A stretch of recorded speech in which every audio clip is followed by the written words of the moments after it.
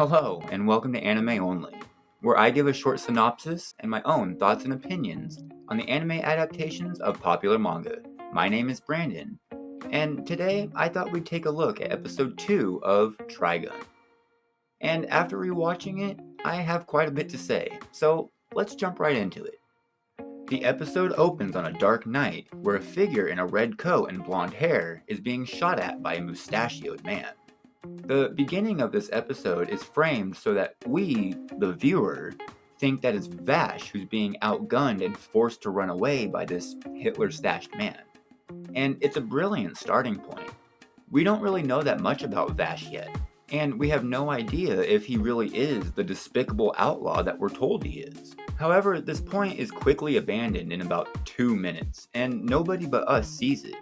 So I don't really know who this subversion is for. But I'll talk more about that at the end of the video, where it's a little more relevant. After the title splash,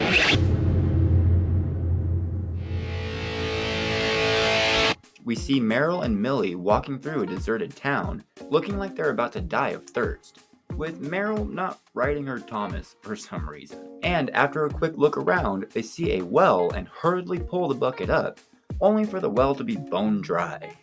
This is one of the reasons I fell in love with this show. These beautifully projected looks of shock and dismay. I know this isn't just a Trigun thing, or even just an anime thing, but the strange faces that these characters have, in Trigun specifically, are perfect representations of the feelings they're supposed to interpret. And in the same scene, we get a treat. 2 treats, actually, when a random passerby in the otherwise deserted town exposits all over our heroines, telling them, us, and seemingly anybody who'll listen about the water drying up and how the humanoid typhoon showed up shortly afterward, giving our heroes a place to start their search, the local mansion. The other treat that we get is our friendly Neko being pulled along by the old man.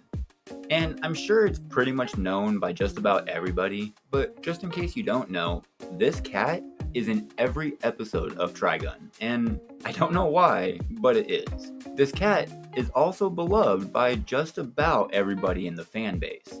Again, I don't know why. Our heroines arrive at the mansion and introduce themselves at the door. And Millie is a treasure.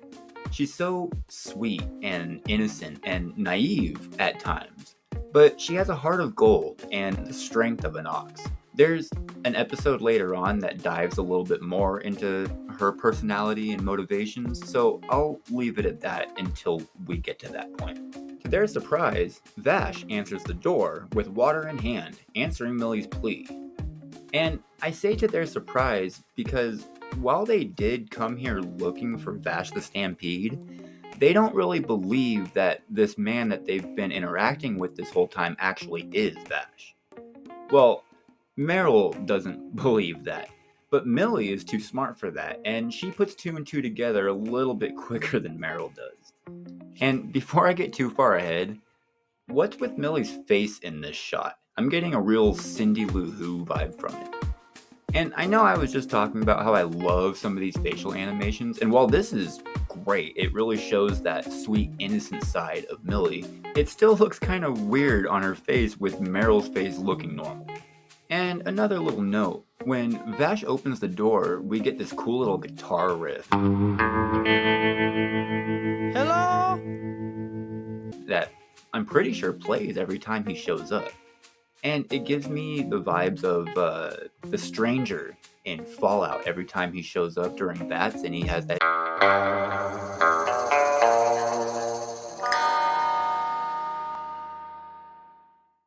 I love this guitar riff. It's not exact, of course, but it sounds amazing. Vash is really pervy in this episode. To be fair, he's actually pretty pervy throughout the whole of the series. He hits on basically every woman that he meets, except for Meryl and Millie. I bring this up because for the most part, it's endearing and subtle. However, there are exceptions, and there is one of those in this episode, and we'll get to that in just a sec. I don't let anyone in my sights get away, and I'm known for my bullets never missing their mark, especially if it's the heart of a beautiful lady. Bang! I wish I could be funnier than the show sometimes. Some joke or witty remark to really drive this home. And I swear, I'm not going to make this whole series about the gags. It just so happens, in my opinion, this episode is just brimming with ones that totally hit home for me. And this is prime comedy. Every time I watch this, I laugh my ass off. From Meryl's whole thing here to Vash checking his finger to everybody else basically ignoring it and moving along with the conversation. It's comedy gold, man. Gold. Followed by Meryl pulling Mr. Cliff behind a curtain and just screaming at him. I am telling you for the last time, you are being deceived by that man! And somehow thinking that no one else can hear her, while everybody sits just outside the curtain talking about her. She's really very nice. She bought the donuts. She's really very nice and loud. After Meryl's conversation with Mr. Cliff behind the curtain, Meryl offers hers and Millie's services as bodyguards, but they end up working in the kitchen, doing dishes and making dinner. And while Meryl is fuming about the turn of events, Millie again is a treasure, always looking on the bright side, and speaking wisely about how every journey begins with a single step, and how she turns doing all these chores into it meaning that she has all the free water she can drink. If you guys couldn't tell, Millie is my favorite character on this show, and I will probably be talking about her a lot. This is one of those exceptions I was talking about. Pervy Vash tying a rope around his waist and Spoodermaning off the side of the building just to see Marianne in the shower. This kind of perviness doesn't really work for me. The gag itself with him tying a rope around his waist and jumping off a building just for the chance to see a naked woman is funny, I guess, but it turns Vash into a freaking predator. And I don't mean the laser shooting alien. Although, I guess he is that too. But you know what I meant. And come to think of it, Millie just kind of walks right into the bathroom where she thinks that Marianne is showering. Maybe Vash isn't the only pervy one around here? Meryl catches Marianne sneaking around the mansion and breaking into Mr. Cliff's study. And at dinner, Marianne has a very short temper when she's talking to Mr. Cliff. But it doesn't change the fact that you're profiting from a natural resource. I'm beginning to suspect that Marianne may not be who she says she is. At said dinner, Mr. Cliff explains why he's monopolizing the water, but I'm gonna get more into that at the end of the episode when I wrap everything together. Gasp! Marianne has a bandage in the same place the person in the beginning got shot? Maybe it wasn't Vash after all. This gag where Vash tackles Meryl. Stay still! He's here! It's Vash the Stampede! Let go of me! I'll sue you! You have no idea who you're dealing with! What are you doing? Huh? Hey! Why the hell did you just attack me, you maniac? Oh, gee, it's only you. Reminds me of that gag in Family Guy. Dad! What is it? What's going on? I heard a noise. Is somebody downstairs? Oh, God, Meg, you startled me. I'm sorry. What the hell's your problem, you dumbass? Why the hell did you just attack me, you maniac? If you guys couldn't tell, I'm a huge fan of well-done slapstick comedy. And this scene where Meryl is grilling Vash for hanging outside of Marianne's window, and Vash backs up to the couch and just collapses against the back of it. That was... what I meant was, spooks there. The sound of the bones crunching and the face that he makes. It's one man slapstick, and I love every minute of it.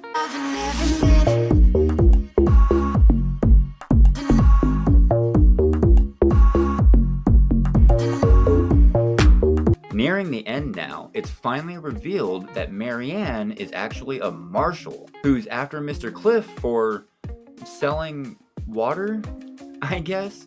And I suppose this is what the subversion was all about earlier. Not about whether it was Vash or not in the beginning, but actually that the person that it was actually a good guy. But now that Marshal Marianne has closed in on Mr. Cliff, she is outsmarted and out-pistol-whipped by Cliff.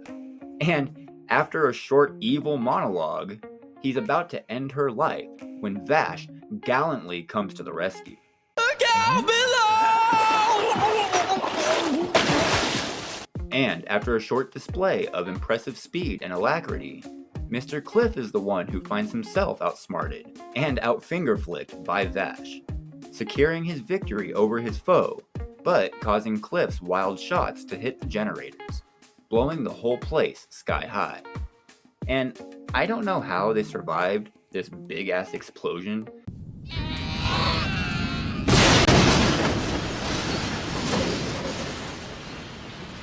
But we next see our group all alive and well, looking over the newly formed lake, submerging the town beneath its water. We end the episode with Vash walking off into the distance, lamenting the turn of events, and how all of this will probably be blamed on him too.